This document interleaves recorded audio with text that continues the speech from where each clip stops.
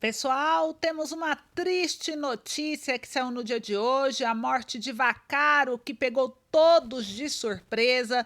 Vamos dar todos os detalhes desse acidente que chocou aqui o Brasil, tirando a vida de um renomado empresário que era envolvido, inclusive, com várias figuras políticas, né? Nesse boletim também vamos apresentar uma grave denúncia contra o STF, exposto aqui pela mídia, né? Mais uma vez, a gente vê que a grande mídia tenta influenciar a população de que os ministros estão agindo a favor do Brasil e do povo. Mas a verdade parece passar bem longe disso e vamos mostrar para vocês na íntegra tudo o que foi revelado.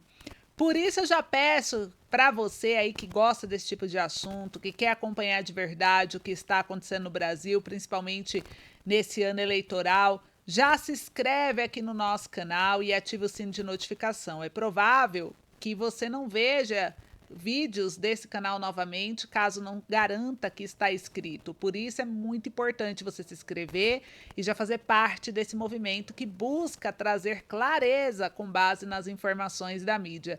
E nesse vídeo também veremos aqui um depoimento emocionante do Flávio Bolsonaro, que fala do legado do pai. Ele aborda alguns temas sensíveis do país e, para variar, Lula também conseguiu outro recorde negativo e vamos mostrar para vocês. Eu sou Ana Paula, sou de São Paulo capital, é um enorme prazer ter cada um de vocês aqui conosco no canal. Então se inscreve, deixa like, compartilha bastante e vamos trazer aqui um vídeo do Zema, que faz...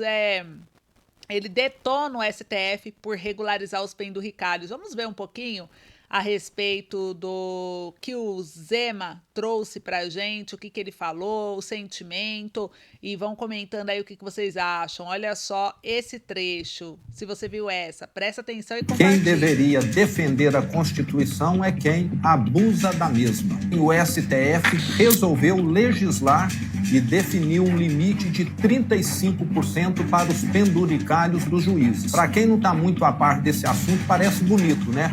Parece que estão combatendo os privilégios, mas tem duas verdades que ninguém te contou. Primeiro, o STF não tem competência para definir limites ou criar regras de pagamento.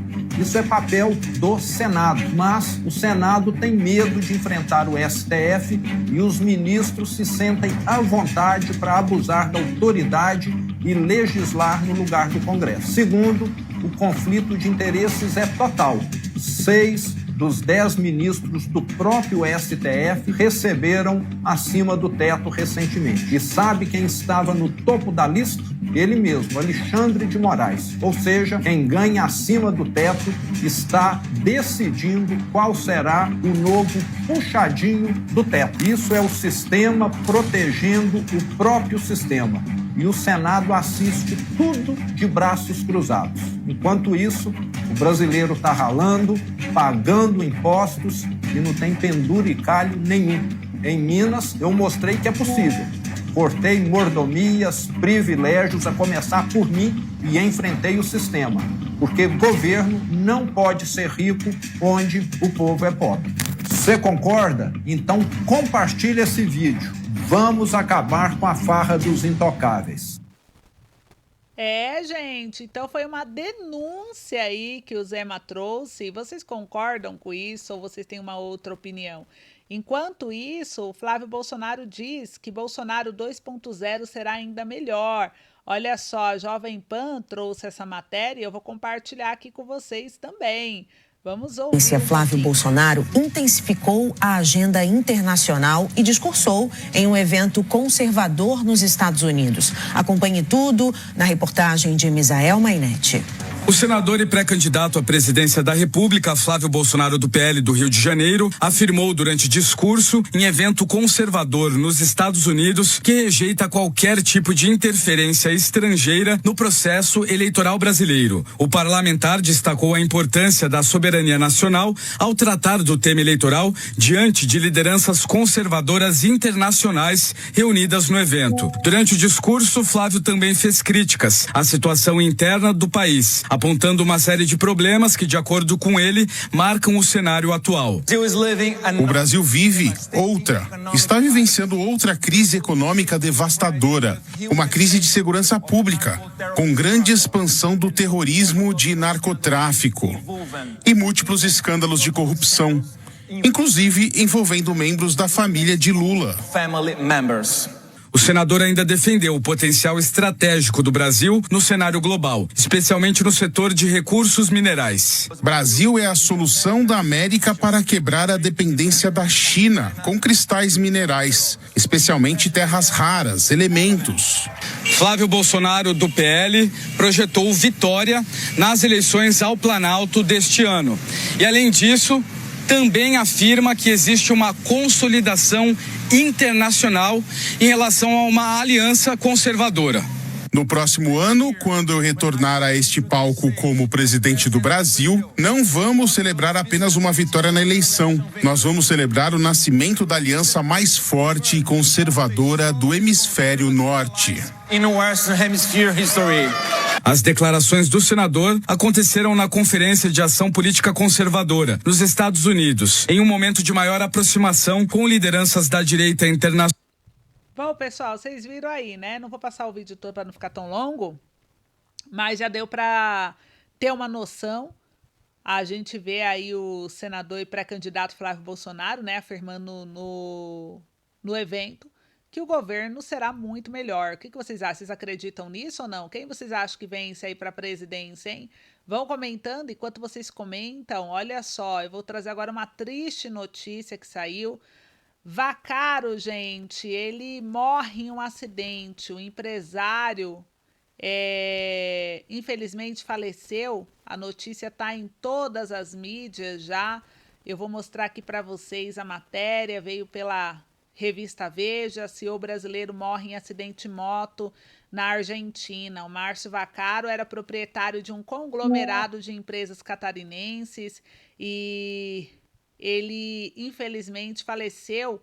Foi um choque para todo o Brasil, né? Ele faleceu nesse domingo do dia 29 de março, em um acidente de moto na Argentina. Então, ele tinha 58 anos de idade e estava em viagem pelo país. Ele chefiava a Vaccaro Group, que reunia empresas do ramo de nutrição esportiva, que é a Nutrata, embalagens como a Raftec e a Vaccaro Urbanismo de Arquitetura e Engenharia. De acordo com informações da imprensa local, as empresas do Vaccaro tinham um faturamento que passava de R$1 bilhão anuais. Então, a sede do conglomerado fica em Xaxim, no oeste de Santa Catarina. E teve até vídeo aqui falando um pouquinho a respeito, né, desse assunto, só para vocês verem aqui. Vou mostrar aqui para vocês.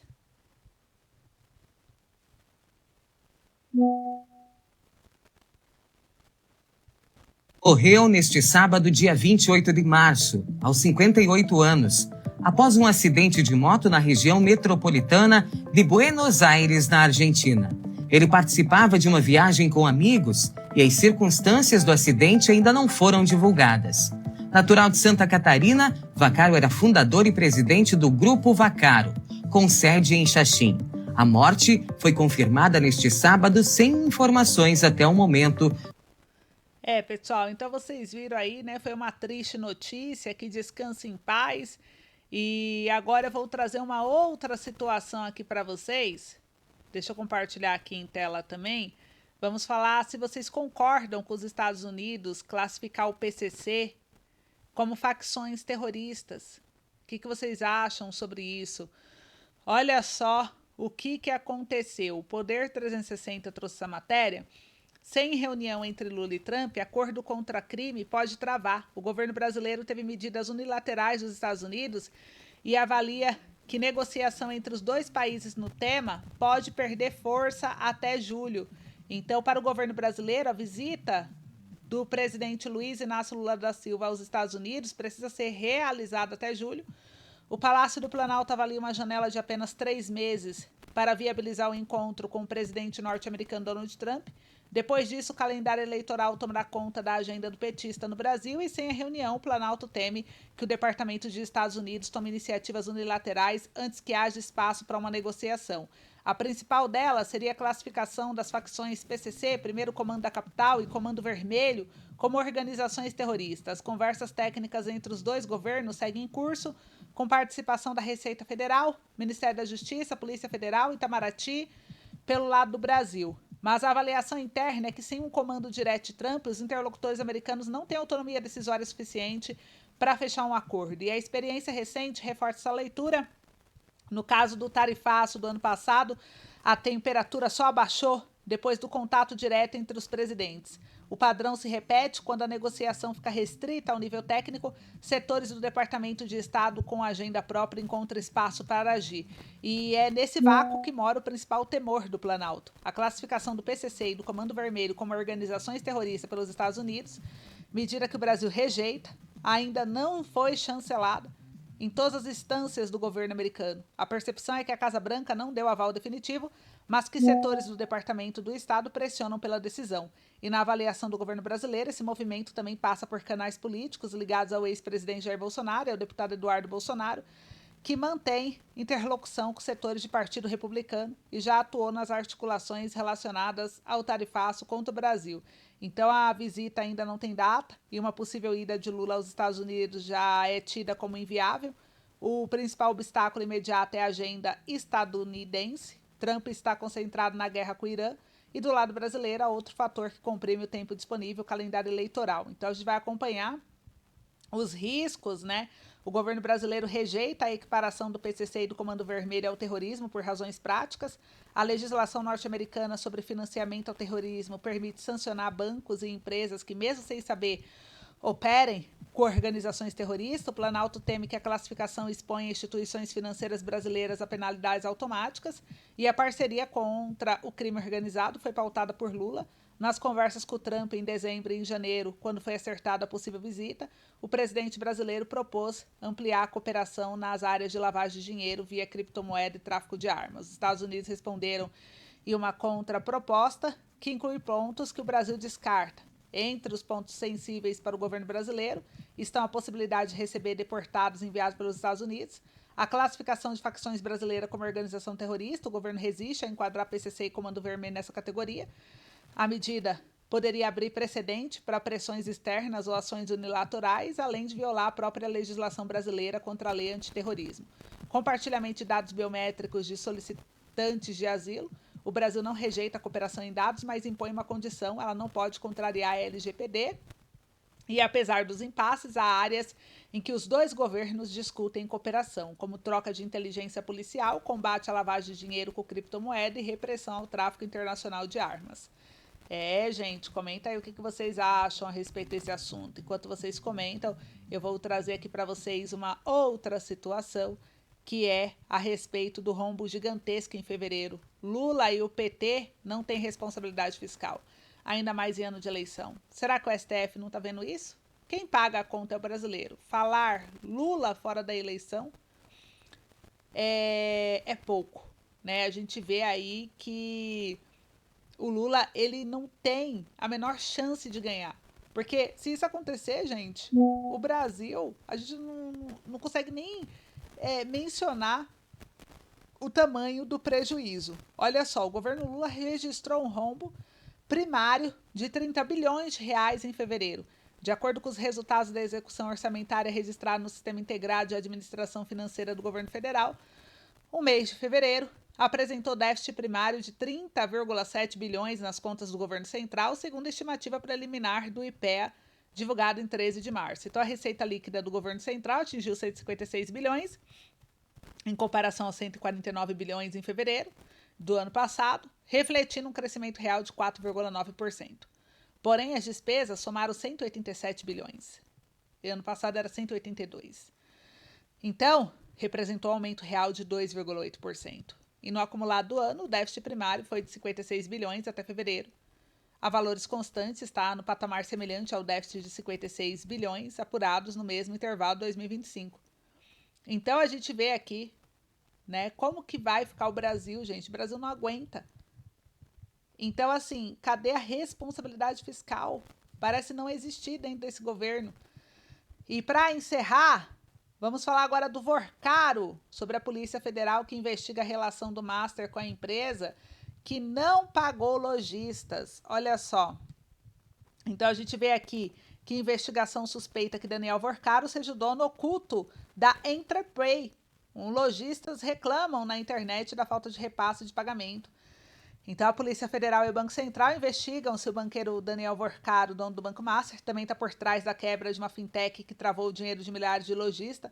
Ele atuaria como uma espécie de dono oculto. Na semana passada, o Banco Central decretou a liquidação extrajudicial da Entrepay, instituição de pagamentos SA. Por extensão, a gente vê aqui que as instituições integrantes do conglomerado também foram liquidadas, como publicado no Diário Oficial da União, em 30 de março. E no site Reclame Aqui, praticamente todas as reclamações dos lojistas sobre a Entrepay são a respeito da falta de repasse de dinheiro. Utilizei as maquininhas do Banco do Nordeste, em parceria com a Entrepay, há mais de 20 dias que estão com os valores retidos, e não repasso, só dizem que estão tentando solucionar, mas sem previsão, diz os usuários. Então, um lojista relatou que o banco deixou de repassar 44 mil e que espera pelo pagamento desde fevereiro. Então, assim, outro empreendedor apontou o mesmo problema com a companhia e agora a polícia está investigando.